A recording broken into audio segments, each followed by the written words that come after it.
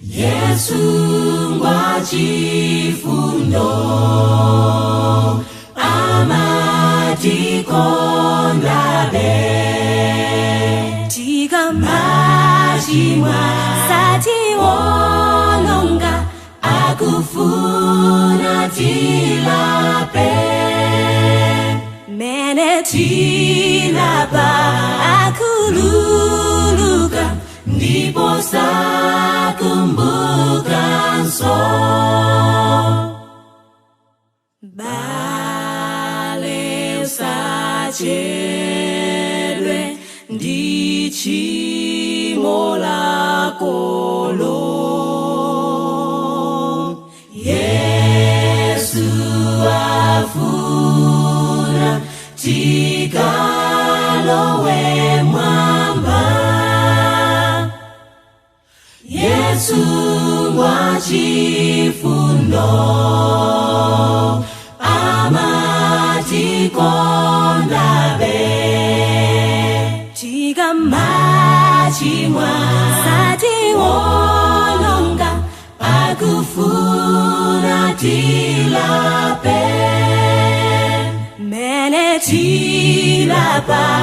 akululuka ndipo sakumbuka nso Yesu amvetsera mapempho atuwo mene tipempha amamva ndipo adzatiyankha tingodikira nthawi zakwana zapukuta misonzi bale usalire ndivuto lakolo tula kwa Yesu udzapeza yankho Yesu